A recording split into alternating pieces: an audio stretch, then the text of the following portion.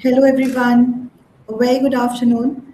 I am 𝗓𝗏𝗃𝗊 and it is my pleasure to welcome you all today to webinar series by DPO Club. Today's topic is something that is very special because everybody here is asking, okay, now that we have the DPDP in place, what exactly do we have to do? There are so many gray areas, there's so much ambiguity still there in the industry where people are seeking clarity. So to bring that clarity, to show some light on it, we have an expert panel with us today. Our speakers today are Supratim Chakraborty, partner at Khaitan. Welcome, Supratim. Thank you. And we have Amit Joshi with us, CISO at Hindalco Industries Limited. Welcome, Amit. This session is going to be moderated by our DPO Club Chairman, Colonel Binoj Koshy. Welcome, Colonel Binoj. Thank you. Thank you. I think with that, I will hand over this panel to Binod sir. But before that, we definitely want this webinar to be very interactive. So my request to all the attendees, please feel free to post your questions in the chat and we will be taking the audience question towards the end of the session. With that, over to you, Colonel Binoj.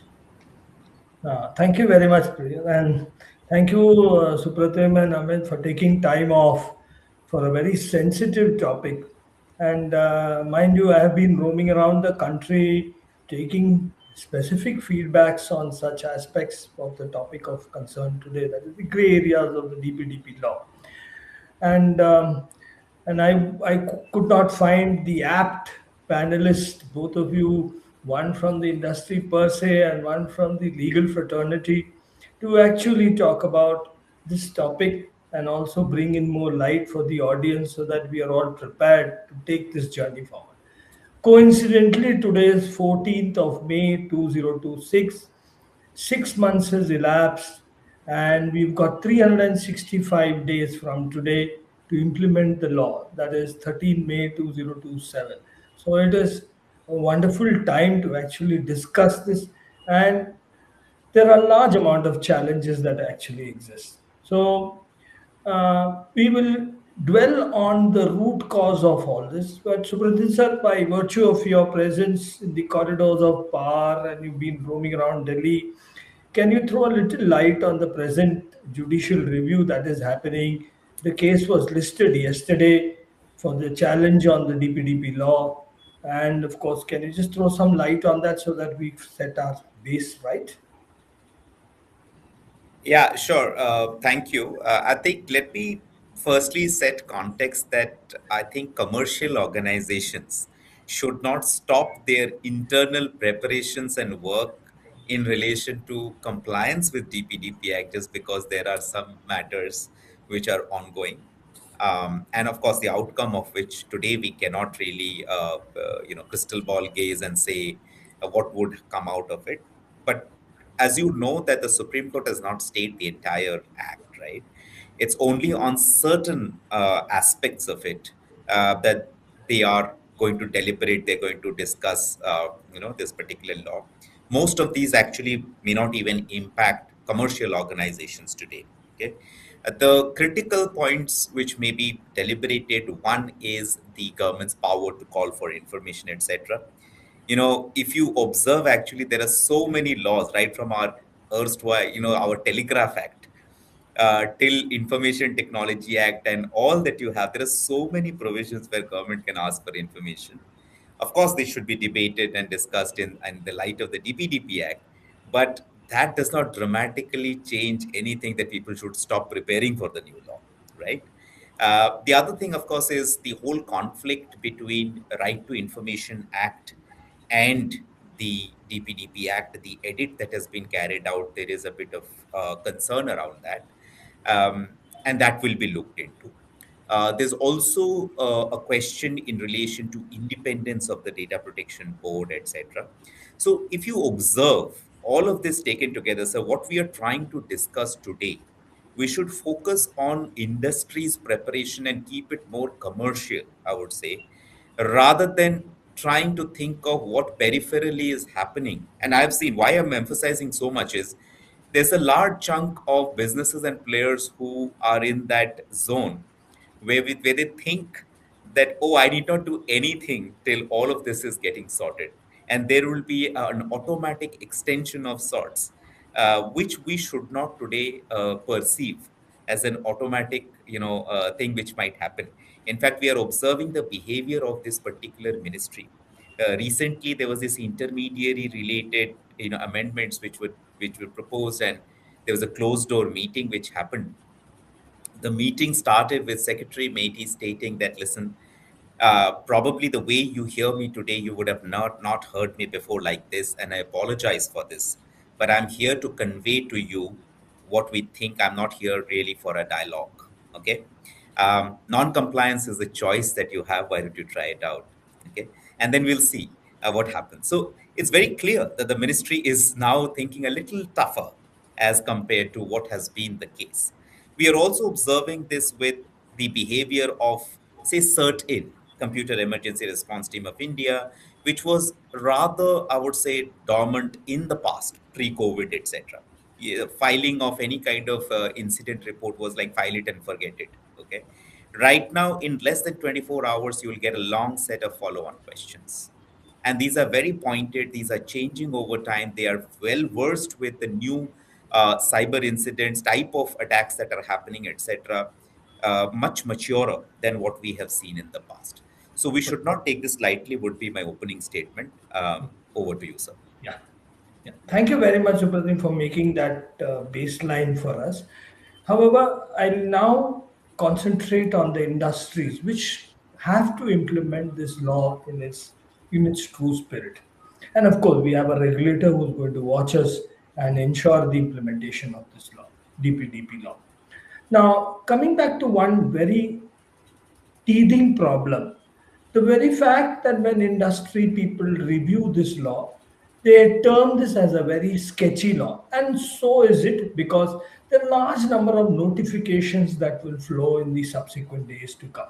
For example, who is this SDF? How will an SDF be designated? Things like, we have a negative list. We don't know till today which are the countries that will be part of the negative list where I cannot do processing of data under such. So there are certain other more aspects wherein government calling for data by virtue of 36. What is that data that will be called? How is it called? So there are large amount of inhibitions which the corporates have with regard to the ambiguity in the statement of law. So, in your opinion, can you give us how the corporates has to adapt this? It is sketchy for that matter. Yeah. How will it ensure that such governance is taken in the right flow, and also subsequent change management as the notifications come up with regard to clarification by government? Supratim? Right. Right. So I think firstly, I have some reservations in relation to the phrase skeletal law. I've been part of this from July, August 2017, when the drafting started. Traveled along with Justice Sri Krishna and attended almost every single consultation meet that took place. What we observed is nothing can make people happy. Okay. If you are too granular prescriptive, people are unhappy. If you are keeping it very high level, people are unhappy. But let me tell you the pros and cons of both sides. Okay. Uh, and therefore, this particular law is principles based and rules based. Principles based, where it is not required to enunciate a lot of things, and rules based, where it is required that people know a little more about it. Just as an example, the government clearly stated in one of the meetings that, listen, data protection impact assessment, we would not tell you, we would not prescribe specifically what has to be done, right? The reason is that the industry, the players who would have to do it are significant data fiduciaries, fairly mature players. GDPR, etc., has been there in play for quite some time, and people know largely what TPIA should contain and entail. Therefore, we're not going to prescribe too much into that. But if you look at things like notice and consent, they have gone a little detail and talked a little more about it. So that has been the principle and ethos right from the beginning. Okay. Now, if you look at the pointers that you mentioned, say, yes, I agree that it is a problem if the government is still not called out who's significant data fiduciary and the negative list, and government might ask for information. What do I do? But let's not do fear mongering around that. Okay. Firstly, and before I begin, I think I have personally also requested some of the folks in government, please, sir, come out with these lists as soon as possible. But let me tell you, the idea was never that there will be a long list of negative list jurisdictions. Okay, it was always that there could be certain countries of concern, and we might want to restrict transfer of information or transacting of information. Honestly, the way things are, probably immediately we may not have a list, but government might just keep that handy in case there is some geopolitical issue, some concern, etc. It can be utilized. We don't know how it plays out. But does that mean we stop preparing for it completely? The answer is no. Okay. Significant data fiduciary, the whole world thinks that they will become significant data fiduciaries. I think we should just understand, again, the intent was not that all and sundry become significant data fiduciary. Therefore, prepare the baseline, at least whatever has been asked for, your data mapping, inventorization, notice, consent, everything as a baseline, as a normal fiduciary. Whatever you have to do, you please do that. If you look at most of the stuff in relation to significant data fiduciary, these are all forward looking. Once you become, once May 2027, you have been called out, say, as a significant data fiduciary, then onwards, what do you need to do? Minus maybe just appointing someone as a data protection officer in India. But there also, I tell people, if you read it carefully, it says that significant data fiduciary need to have a data protection officer in India. But for all other players, there is a need for having a similarly placed person. So whether you label that guy as DPO in India or not, you would need a similarly placed person, right? That need does not go away for any other player as well. Start thinking on these lines. At least complete your baseline work. Don't stop there. Again, I'm going back to the point. Maybe I'm sort of belaboring too much on this, but increasingly we are observing that a large segment of players are just sitting tight, thinking that either there'll be some extension, or because there is no clarity on these points, they can take it easy and wait for till the time that these are called out. Of course, we should request for more time if it's coming out late and all of that. We have also kind of requested the government, but does that mean that we have not done anything and therefore say that you give me a large extension? I don't think that will be fair. Yeah. Thank you, sir. Back to you. Thank you, Amit sir. Now I'd like to bring in Amit sir from the industry perspective. One of the challenges what I have noticed is with regard to framing of the notice, framing of the consent document per se. And the challenge is the language barrier. Now, of course, since this is a new addition to the law which talks about bare minimum 22 languages. Now, if you travel across India, one would realize that there are only dialects which are spoken in very few places, and the dialects actually change as you move towards one village to another, and as you cross a boundary, there's a different language. So there is a barrier on this aspect. So industries actually have to look into privacy by design while handling these legal translations and bringing in the UX UI for the privacy, especially with regard to language. In fact, when I was speaking to somebody, they said let's develop symbols for certain management aspects, like how we have the traffic signals which is there. So from a technical standpoint, there is a difficulty.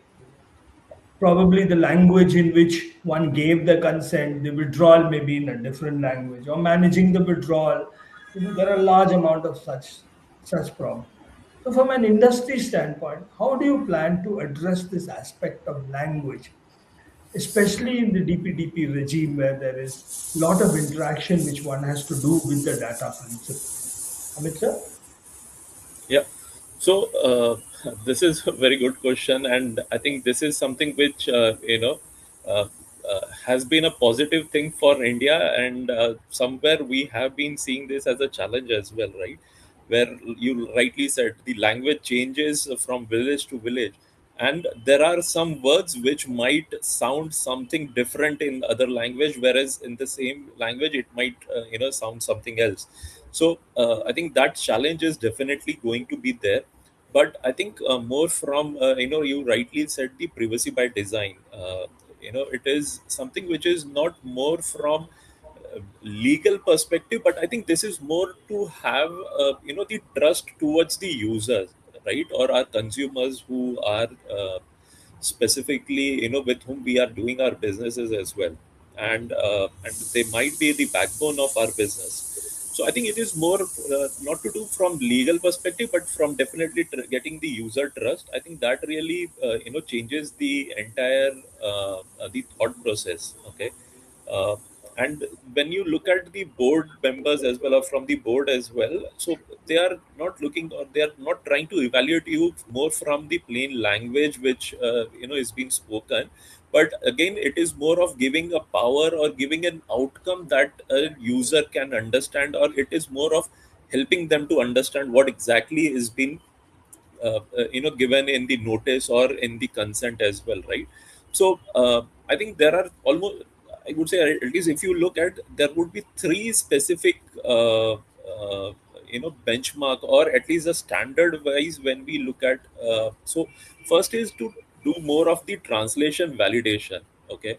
uh, and this has to be done someone who really understand the language and understand the consistency of the language across those different 22 language which has been asked for as well. So I think that is first is the more doing the back translation validation. The second is doing more of the standardized privacy, of the overall processing. What exactly the processing of the data means. Now, it can be, for some business purpose, it can be for analytical purpose, or it can be more of the business, enhancement purpose as well. So I think that kind of standardization is something which has to be similar across all the language when we are, building those the consent as well. Now, when we talk about the processing of the data, and then we are talking the withdrawal as well, and we are talking about the consent as well, right? So there should not be more of an ambiguity that okay, one language is talking something else and the other language is talking something else, right? So that's where I see more of the standardization on the language, and more from the data, what we are going to process, why we are collecting the data, and what is the really outcome that we are going to achieve from that data that we are collecting. So I think that is what as a privacy by design, when we are looking at any of the application, we have to look at. And then when we are doing more of an testing, right? So if we are developing any application, UAT is something which definitely plays a big role in rolling out any application or any website, right? So I think the UAT or the user testing is something which is again very important, that let's see how we can look at all those different languages and see how we can give it to those kind of different language spoken users, so that they do those kind of UAT, and we get the real reasonable understood the outcome of the notice that we have placed. And I think moreover on the testing, I think then more let's look at from the audit perspective as well. If you can keep a check on that, is my really the language having that kind of standardization? Is it something missing, or is it something which is very ambiguous, which is being published as well? So I think these are few key the steps that an organization can take, so that there is a standardization, there is a valid user testing, and then audit or the verification as well. uh, and then there is no such dark patterns as well, which might be very difficult for the data principal as well. And if let's say the data principal don't understand that language, or they understand in some the other way, probably you might have to be ready for the the issues that users will raise as well, right? So it's more of more not a product design problem, but I would say it is more of an uh, business translation and the business really the exercise that we have to do. So it's more of looking at multilingual privacy thing. Supratim sir, would you like to add something more to what you mentioned? Yeah, though I also look at it from a practical perspective, okay?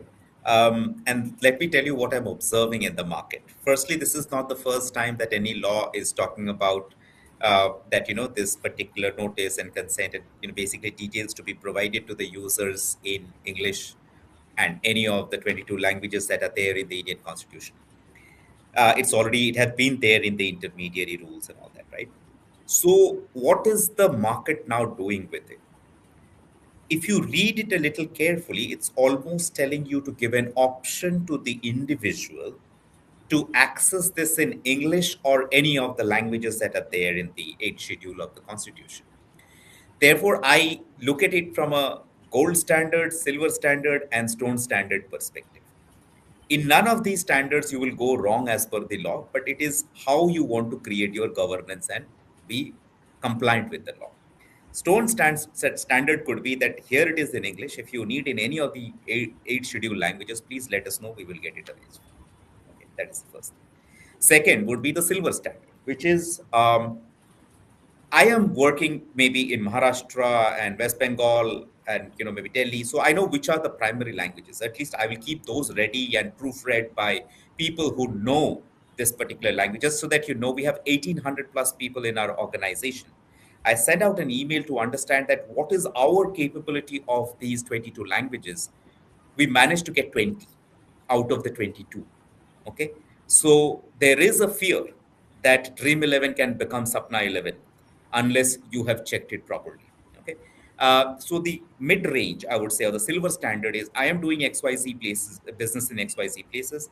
At least keep that ready properly. Okay, and then comes the gold standard. Okay, I have certain AI tools which again instantaneously check, can translate into 22 languages, etc.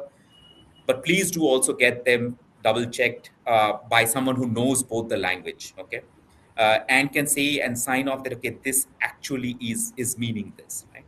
So that's how we are observing people are lapping it up in the industry. I'll pause there, sir. Back to you. Right. So I think that's what I was also referring, right? Let's bring in those users who understand that language and get the UAT done from them, so that it really helps to make it standardized and gives you that kind of assurance, right? That yes, whatever we are putting for our users is something which can be really trusted as well. Yeah.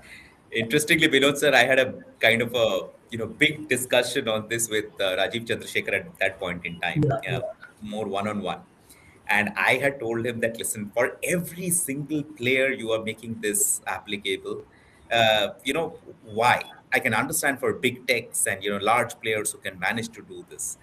But then I realized that this is one of the favorites, and not only in this legislation, ladies and gentlemen, probably you will get to see this construct in future legislations also, especially in the digital space. Thank you, Supratim sir. I mean, since you've been so much deep-rooted into the act drafting and its management, I really like to ask you one apologies that I'm actually playing the devil's advocate and speaking on behalf of the gray sector of this industry which has to implement. So another follow-up question: the board has taken so much time. Remember, 13 November 2025, when the rules got applicable and the law had become effective. The board has taken 6 months now for the notification. Unfortunate for us, on 6th they have already released the select committee report or the select committee notification to select the chairman and the members. Of course, it will take another 2 months for the whole regulator to come into play. Now, with respect to what all variation, in fact, the Ministry of IT is also very sensitive now. It's just I'll wait for the board to now get into consultation and release notification. So there is actually a delay. We've lost about 6 odd months, and there are a large amount of clarification because there's a lot of capital investment that goes into, and you're aware that the law is actually a techno-legal law. So from that standpoint, if I would mention, there are a lot of privacy engineering needs that the corporates have to do. And now they've lost 6 months. Now, when the board comes up, there will be a large amount of clarifications which they might have to give with respect to industry practices and things like that. So what is your take on this? How should industries adopt to this or maintain a threshold with regard to taking back clarification from the regulator once they are in place? I look look at it from 2 months from now when they will be in place. No, sir, I'll get started, and Amit, please feel free to chime in as well. The way I observe is we have known this ministry for some time. Okay, we know how they have acted, and I think the intention is all very good. Okay. But there are several things that are happening in parallel. The AI summit happened, etc. There are a lot of things where people are when we meet them, when we discuss, we know that people are busy. Okay. So we'll have to be pragmatic about it and see how do we manage. Okay. And there I would say there's certain initial work which does not require you to depend on any of these clarifications that are going to come out. Okay. Again, I go back to the point of inventorization, data mapping, looking at all your notice and consent and contracts, and understand that which all need to undergo changes, right? Have you done that? Some people are super confident. Oh, I know this mapping and inventorization will be done within 12 months. Have you thought of all the contracts that you are sitting on? Probably all of them would need some kind of a relook, because there'll be a data controller, processor, controller, or processor kind of an angle where you need to bring in the relevant provisions, considering the 250 crore rupee fine, whatever. So all those things will require you to bolster these agreements very, very tightly. And it's not that your counterparty is just sitting and waiting for you to come and they will sign and give it back to you, right? So has that exercise started? Have you done that inventorization? These things, sir, are not really dependent on these clarifications that we are thinking. I agree with your, point that yes, this is not the best of situations. Ideally, if we would have gotten a lot more clarity, it would have been great. But given where we are today, I think we should try and work within that and try and see how we practically still implement them. Amit, So sir, I'll do you just have add, anything to add to this, please? yeah, yes. So see, definitely we have, but we have spent a lot of time as well. But if you look at many of the organizations, they have still not started to act as well on in many of those aspects.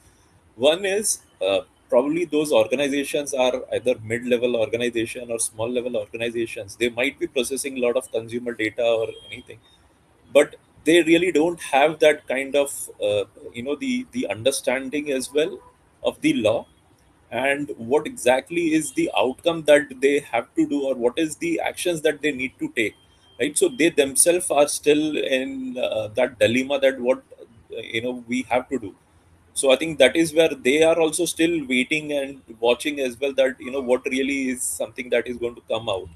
uh, and still and this is not just for the those small or mid level organizations, many of the large players as well.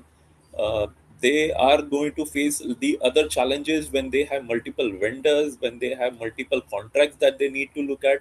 I think everyone is right now in that kind of state that okay, let's go with the flow and then see what really happens. So I think that's where everyone is right now. Right. Amit, sir, I'll just continue with one more question to you. There's a great amount of disgruntlement or inhibition that the law says that the fiduciary is accountable, and they've absolved the responsibility of the processor down the chain. In fact, the Data Protection Board says, I need only one neck, and that is the fiduciary. The processor management is yours. So, in your industry, how do you propose to address this challenge? And is the law perfect? Is it okay with you with this law? Let me ask you a frank question. See, I am as a CISO, my neck is always at that. If some incident goes wrong, probably I will be the one. But I think, looking at this more from the, not from the responsibility, but more from the accountability, right? That there has to be someone made accountable, so that it becomes his own job duty to look is being said in the law, and then more look from, is it something which is being really done or not done, right? it is more wise. The law specifically, wants someone to overlook the entire organization, how they are doing the data, collection, how they are doing the data, processing, and then what are those different security and the infrastructure controls that are being implemented, right? More from technical controls and the operational controls. So I think there has to be someone who really looks at, from the overall. So I think it is more from the accountability. That is what they want to really establish. Yeah. I know Supratim sir is laughing on this. Would you like to put in a few words here, Supratim, on this aspect? No, so the reason I was laughing is because I've been through this debate, I don't know how many times when the law was getting crafted. And one of the points which was made was that, listen, it can go from entity A, which is the controller, to B to C to D. We would not like to the individual to run behind them. We want just Yeah. that one controller. Of course, we debated very hard, tried to reason out a lot. Some things were taken on board, some things were not, and this was one of them. So yeah, we have to live with it. In fact, when I was yesterday, I was in a bank, a large bank sector, and I was mentioning why the word principal got attached to a person, individual, and why the word fiduciary got attached to the corporates. And it was so interesting that I realized that it is but a fundamental right that is being transferred for its safeguard by corporates like probably Amit and many of the others. And hence that vitality of aspect that I have only one place to address my. Okay, let me go a little more ahead, Supratim sir. By virtue of you being a law professional and handling, there is a little bit of inhibition in the industry. What's going to happen to the legacy component of the DPDP law?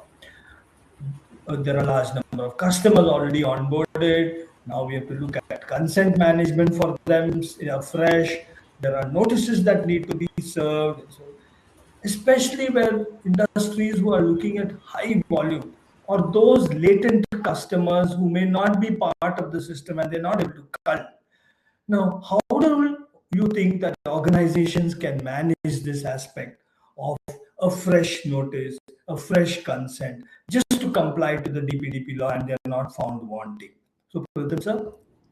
Yeah, I think before I begin responding to that question, on your previous point that you mentioned regarding fiduciary and processor, I get reminded of that conversation that I had with Justice Sri Krishna, where I had asked him that, sir, why are you making life difficult for us, especially lawyers, who have to continuously explain to foreign counterparts that data controller is equal to data fiduciary and data subject is equal to data principal under this law.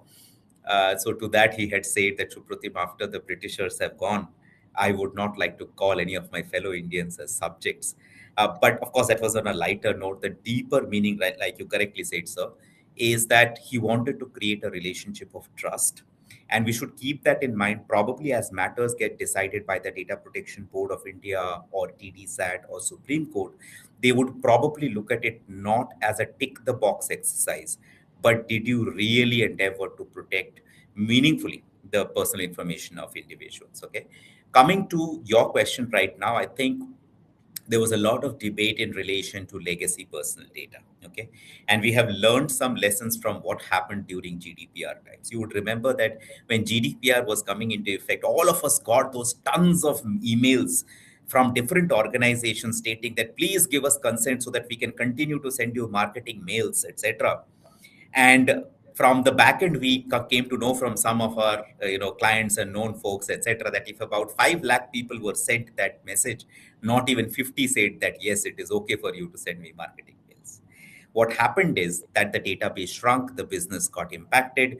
Some of them became smarter over time and said, oh, now let us switch to legitimate interest. Even though I did not get consent, I would now try an alternate mode of processing the personal data, which will be legitimate interest. Unfortunately, we don't even have that in Indian law now under the DPDP Act. So we can't try to play that card. Okay, we should not be anyways doing this switching over from one ground of processing personal data to the other just because one did not work.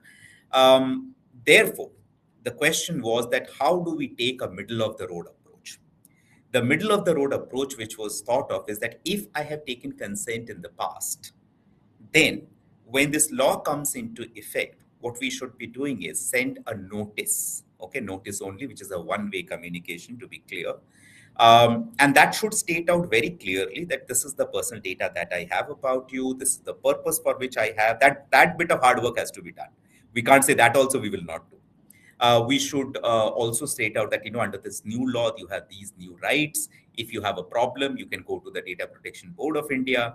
In fact, the minister at that time had the wish that all of this should be clickable links. That if you have a problem, you can go to the Data Protection Board of India, and here is the link for it, etc. Okay, so this is what the wish of the law is. And the way it also is crafted is that we should do it in a reasonable time when the law is coming into effect. You can't say that I was sitting for 6 months, I did not do anything. Also, till the time someone is really withdrawing the consent and saying that, no, you should not be doing it, you can continue to use it. Okay. So I think, to my mind, it is a far balanced law, far more business friendly and friendly towards innovation, entrepreneurship, and ease of doing business, as compared to just looking at data protection, from a pure individual's perspective. Back to you, sir. Thank you, Supratim, for such a wonderful clarity. And there can't be a better person than you to actually provide these inputs. Amit sir, I know this is a question to the legal fraternity, but I'm directing this question to you because Hindalco, I don't know if you have encountered this aspect. But coming back to the question, the law talks about verifiable parental consent in section 9 of the law with regard to children. Okay. Now, in India, we do not have a Aadhaar or a relationship linked identity. And it's going to become truly difficult. And I take you back to my school days when, I could catch somebody in the road and say, this is my parent, and, get my progress card signed in school, when I was in school. So that is still the regime today, There is no such document. I think only in Haryana they are trying to make that 𝗓𝗏𝗏𝗏 or something where there is a linkage between a parent and a child. Now, I know it is not an industry specific question to your industry, but there are large number of course, the social media enterprises, e-commerce websites where a child orders is the primary account holder. Now, there is a huge challenge of how to implement this verifiable parental consent, because firstly, due diligence has to be done in verifying the age.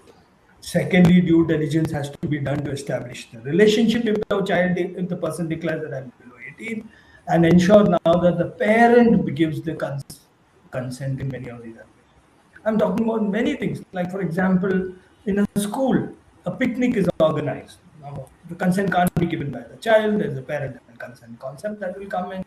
There are a large number of use cases. I can actually quote hundreds of them. But how should the industry absorb this, especially when there is a new problem of verifying the parent-child relationship?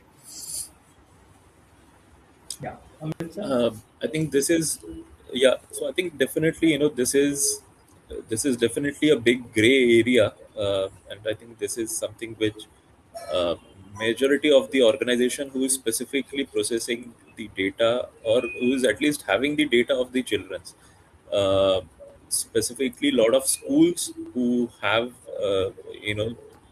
the data of children's, probably the hospitals children's hospitals, who might have this data, and then linking the parental relation is definitely a big gray area as well. But I think let's look at more from the use cases, from all those organizations or all those entities who are at least collecting the data from the children's, right? Now, one thing is looking more from the technical aspect, that how do you bring that into a technical process so that you do the verification. I think we do more of the verifications through the OTP from the mobile number, and or to some the email sending the OTP. So I think this is very small, change in your process which you can bring, and you can start getting the consent from the parents. At least the linkage can be built on. Uh, then looking more from the from the process perspective, uh, if you are collecting the children's data, what are those touch points where do you think that parent involvement is required, correct? So I think then you can bring in more of those validation processes that yes, you are the right parent and the child. So I think that is way also one of way how you can really look and build the relation as well.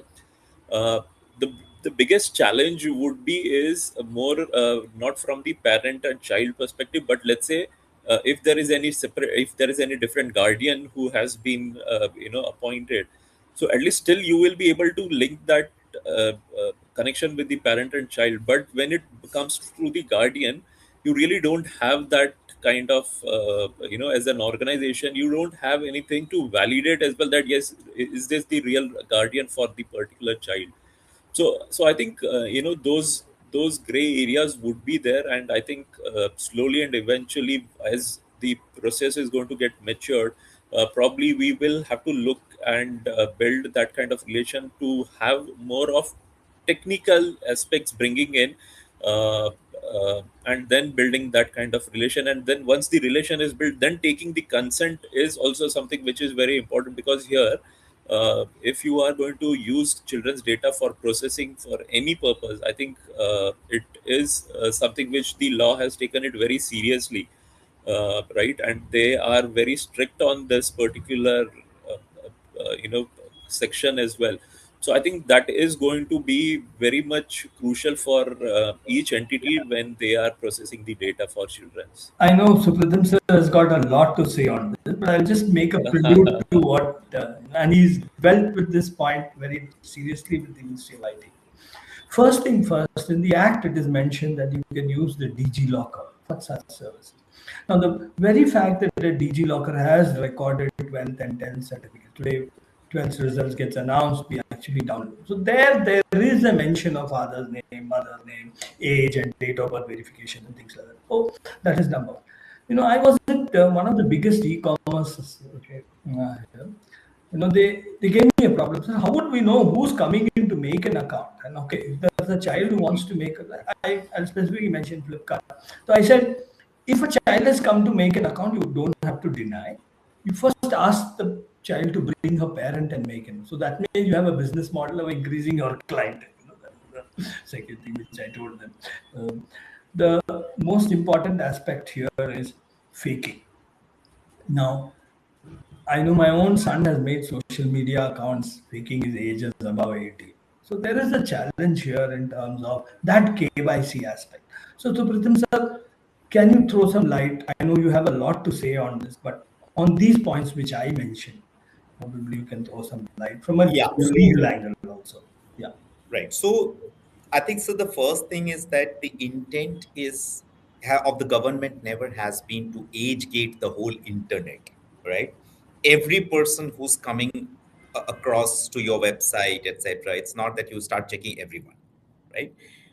Therefore, it's almost like a self-declaration. But I think given the overall construct, and then there is no clarity beyond what we know from the act and the rules, it would be probably prudent that for certain things which could be tricky, which could be problematic, say your e-commerce player selling something which should not be sold to a person, to a minor, go one step beyond. Say, I'm just saying randomly, say definitely alcohol, or say some pornographic material or whatever.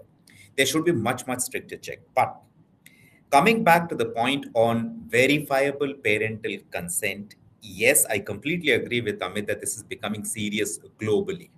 Forget about India alone. Okay. But what are the three elements which have to be done when you think of verifiable parental consent? One, check parent is above 18. Two, child is below 18. And third, that there is a parent-child relationship. In a country like India, The third one is the trickiest because it could be a national level document, state level, district level, Mofussil level. You don't even know the document, right? Therefore, it is very difficult to really assess that, okay, is this really a parent-child relationship? And that was kind of put out to the government as an issue. What we observed very, very smartly, I would say, and please go back and check the draft rules, the final rules. It kind of hints that, see, it's not your baby, or the gun is not on your head to do immense amount of due diligence to figure out, oh, is this a parent-child relationship? If the parent has stated that this is my child, here is the document, or the child is saying, this is my parent, and it's the document, you take that into account, and that should be a decent safeguard, right? What we understand behind the scenes is that the government may be working on a yes/no type registry. We're going forward, probably, and probably, so that is what you were also hinting at, that we already have some avenues. We only need to better it, because the industry was up in arms stating that, listen, if I'm taking more information from the parent, I'm creating more vulnerability. That was never the intent of the law. Therefore, probably going forward, all things going right, probably we'll have a yes/no kind of registry where you ping and you get an answer, and that will be what you need to check and just move on. Back to you, sir. I mean, this is one. I would just like to add one point here is, since children's are the future of India, and definitely we have seen that today, with the help of social media and having the phone on each child's hand, it has become very much serious problem for the children as well. And I think that is where probably the thought process might be, and I think Supratim can add more on that. And that might be one of those thoughts while making this law as well, that how do we safeguard our future of India, right? And I think that's where this entire thing comes into play. Absolutely, completely agree, Amit. I'll just give you a small anecdote here. There was a group of people who went to the minister and said, or the secretary, I don't remember whom, saying that, sir, this is too stringent, verifiable parental concern. Why? You know what the minister said? He said, do you want me to go the Australian way? I'll ban internet for up to 16 years. Supratim is smiling. I don't know who said it, but it is there and recorded somewhere. That this is the seriousness in which we have our government looking at the way we want to manage the privacy of our children. And it's so well, and let it be so. However, I'd like to tell you one thing here. In the case of implementation of Section 10, with regard to disabled child, or disabled or incapacitated children, there is a specific document that comes out when a child is declared handicapped or whatever, are not able to manage the privacy. There is a guardian also published along with it by a first-class magistrate. So their implementation becomes much easier when you're handling disabled children or incapacitated children. However, in the case of other wide Section 9, it is that there is a problem, and I feel corporates have to work out some ways and means to enforce, because it is, at the end of the day, it is the vision of the government to implement privacy for children, and it has to happen through corporates only. Yeah.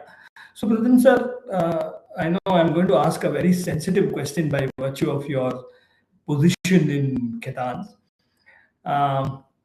There's an inhibition in the industry that lawyers are going to make good money by virtue of litigations, adjudication, arbitration, and things like that. Humbly, because of the fact that DPDP law is a civil law, the first appeal is at the corporate end. The first grievance redressal is the corporate end. The appeal is at the Data Protection Board. The beyond that is with the TDSAT, that is the Telecom Dispute Regulatory. Beyond that, there is no jurisdiction for privacy anywhere in any other court. It has to go to the Honorable Supreme Court. So, how should corporates prepare to manage litigation in the run towards implementation of DPDP? Okay, interesting question. I'll give you another here. I've got a few lawyers here, with me. They say, sir, now I'm going to switch to privacy litigation as my career. Yeah, no, I think firstly, the little litigation that we have already seen in the country in the context of data privacy and protection, mostly it has been in relation to a disgruntled employee or a rogue customer. Okay. We were discussing privacy implementation with a large airline, and the people there say that most of our service issues are actually colored as privacy issue to get something out of us, right? There is not a penny that will go to the individual's pocket, but what we should be careful about that this could be used as a negotiating technique, a tactic to get something out of you. And that is where we should guard ourselves against. Okay. Some of these, say, just as a very, very low hanging fruit, the notice and consent aspects are outward looking. Anyone can look into your website and etc. and find it out. There's so much activism which has already started happening that look, they are not compliant. Okay. And just you can assume that this will continue and become, suddenly there'll be a huge spike. Okay. So yes, there will be an uptick probably in disputes, etc. And probably it will then sort of taper down because people would know what is the new normal, etc. A lot of decisions would also probably throw light on that. But sir, honestly, the intent was a little reverse of what we just discussed. It has been drafted in the Saral framework, right? Simple, accessible, rational, and all that, so that any person can read and understand what it means. What we should not do is that try and make it super complicated, in whilst we are implementing it. I think some of these answers, if you think, it does not need a lawyer, it needs common sense. If we are able to demonstrate compliance, I think we should be home largely. Thank you. Back to you. Yeah, I have nothing personal against the law firm because I'm also a law professional in that sense. Amit, what is your preparation to manage this plethora of litigations, or what Supratim was mentioning, gray areas with respect to people becoming data gundas, for that matter? I would like to use that word to make life difficult for corporates. Yeah. So, frankly speaking, I think you know that thing is something which might be or might not be as well. Okay. Uh, More is if any organization who really takes the accountability and implement the right framework, right controls in place, and then show the accountability as well, to the data protection board.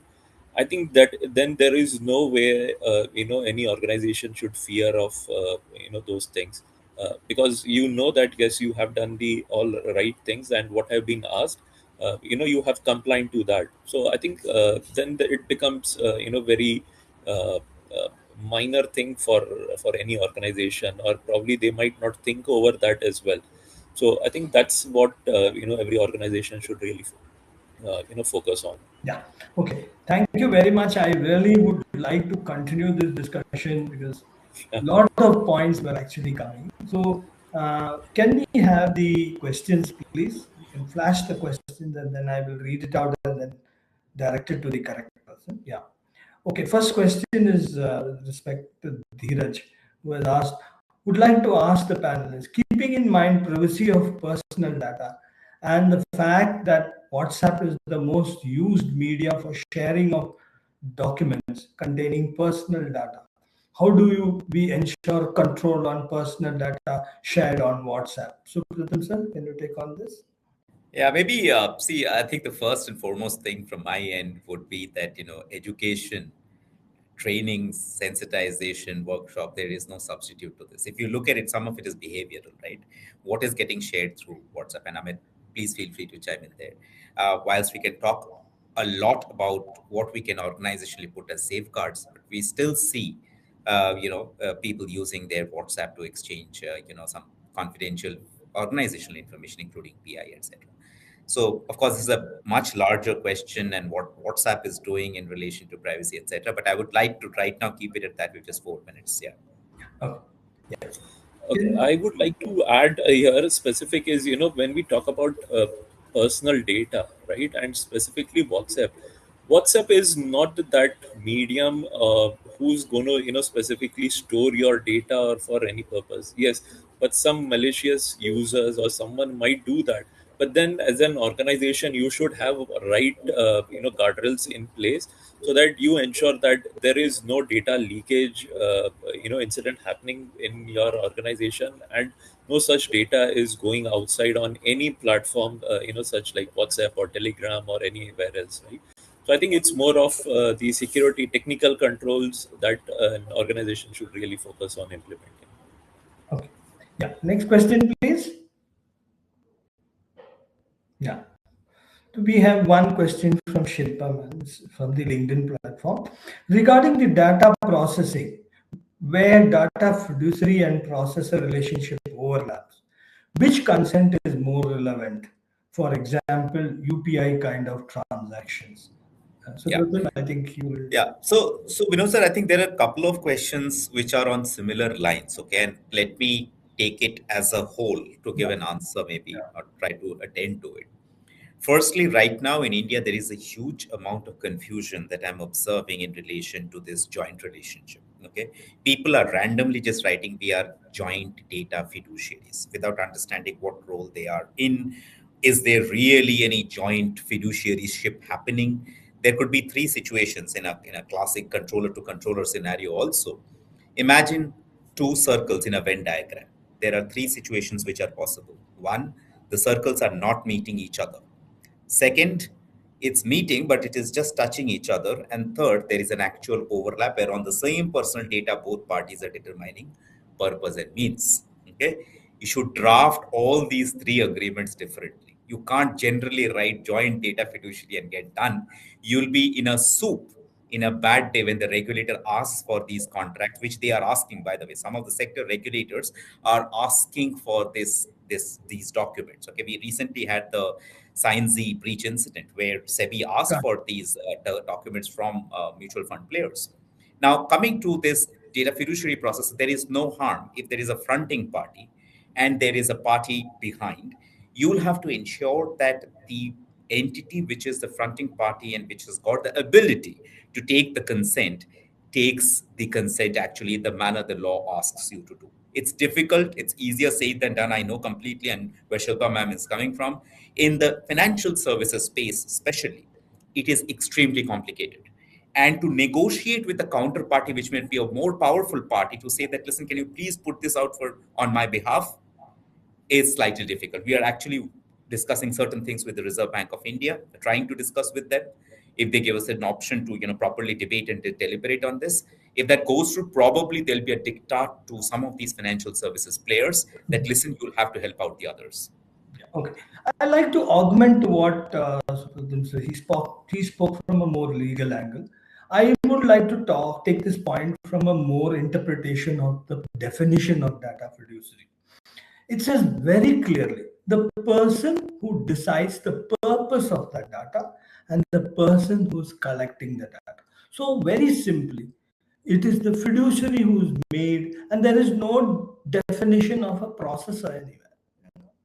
So you may pass on services to somebody, yet the person or the entity which decides the purpose of data and the processing and the collection of data. Perfect. So that ends the. So it is better to err on the positive and not found wanting subsequently. So that is my take on this. Yeah. Next question, please. Okay. Vijayalakshmi madam has a question. How will organization validate parent of the child? Should they provide an ID, etc.? Yeah, I think. I think we already discussed this. Yeah, So Amitji, just to give due regard to the question asked, can you just repeat properly what was said? So, so definitely, the ID validation or some kind of the check or the validation process should be there in the process wherever the child data is being involved. So I think that's where you should look, whether you want to have provided ID or biometrics or some other legal documents as well, which will build the relation between the parent and child. I think that's where overall process you will have to look at. Yeah. Now, in terms of the law, it is very clear that the obligation of verification of such nature vests with the fiduciary. That's the word fiduciary is added to it. Second aspect here is that if there is a wrong declaration, there is a provision for fine that can be levied on a person for incorrect information. Of course, the fine is only 10,000 rupees, but it is a deterrent. One uses it as a sample, probably the other data get corrected accordingly. So that's my take. So, sir, anything you would like to add on this aspect? No, I think we already crossed the time, so I think we'll have to be quick here. Yeah. Nothing further than this. Yeah. So we can have a last question, please. Okay. Yeah. The last question by Chandra is: should the requirement of multiple languages be tackled? This has been addressed well by both the panelists here. However, it is to be understood that the 22 languages as part of the schedule have been mentioned as a guideline. But the bottom line here is the language which the principal understands. So, mind you, you got to tweak, you got to redesign, you got to re-engineer consent and the notice aspect if it is a digital-based process. But one has to identify the language and accommodate. The best way is I like the IV. You know, आपको हिंदी पता है तो निಮಗೆ कन्नड़ ಗೊತ್ತಿದ್ರೆ ಮೂರು run ಹೋಗ್ತಿ. You know, and it says in Malayalam, Malayalam അറിയാമെങ്കിൽ അഞ്ചെന്ന് ಹೋಗ್ತಿ. Fine. So I think the language is driving that option. You know. So probably have to find the designed for such strategies. But yes, the aspect is of vital importance, and I think we have one question more which I need to take. Please put in that question. Yeah. Again, from an advocate, Supratim sir, so you are the best person to take it. In case where an orphan child is under the care of a NGO without a court or statutory guardianship under the juvenile, the guardians and the warden, how can a data fiduciary obtain valid parental or guardian consent as required by law? Yeah, no, I think, of course, there are certain areas which have not still been fully plugged, and we'll have to kind of delve deep into what has been provided and probably how we can attend to it. I'm not saying that this is the perfect law and I will have all the answers. So these things like these, I think probably we'll have to go back and ask for certain clarifications. Especially, fortunately, I've been part of the drafting of the JJ Act while in the government. So I would like to give a small aspect here. We organizing no child can reach and designate or first class NGO. Now, when that goes there is a guardian established. For example, I am very familiar with Missionary of Charity functioning. There they designate a sister to the child that is identified as orphaned or picked up from from the roadside or from a railway station. So that guardianship is as a temporary, and this is allowed by JJ Act till the time the child reaches the chief adoption. And then is the change done. Once the adoption is done, India to obtain a certificate. So that is the second aspect here. Third aspect is once the adoption is done, of course, the child is legitimate and there is a parent attached. Yeah. Thank you for this wonderful question. It's a very sensitive topic to my heart. I've been part of the drafting with the JJ. Thank you very much, Supratim sir, and a wonderful way to end. Thank you, sir. And I really wish that I could spend more time with you. And it's more like about 100 odd followers who are looking at us live right now.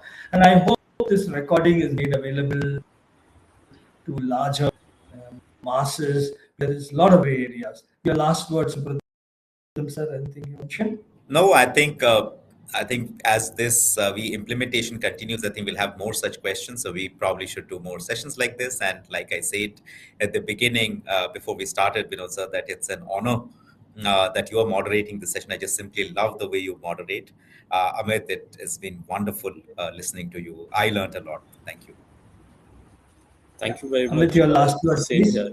Yeah, thank you very much, Binoj sir and Supratim. I think when the law came, right, everyone was in that confusion, and still there are few. But I think slowly and eventually we are reaching there, right? And definitely there would be a day when we can say that yes, like the GDPR we talk about, that it's one of those best. I think we can proudly then say that yes, the DPDP Act, which has been drafted in India, is one of those best which can be really adapted as well. So yeah, definitely, I think and this cannot be done single-handedly. It is something jointly can be done by everyone's, and this kind of sessions will definitely help to reach to all those members who are going to be part of this entire journey as well. So thank you very much, Vinay sir, Supratim. It was really having this dialogue with you and learning as well. So thank you. Thank you very much. And of course, it is not only India that is watching how this law will get. The world is wondering as to how this 1.4 billion people are going to take this journey forward. And I know we have a lot of knowledge here and a lot of vision in the government and all. Thank you very much. Pleasure having you. Thank you all.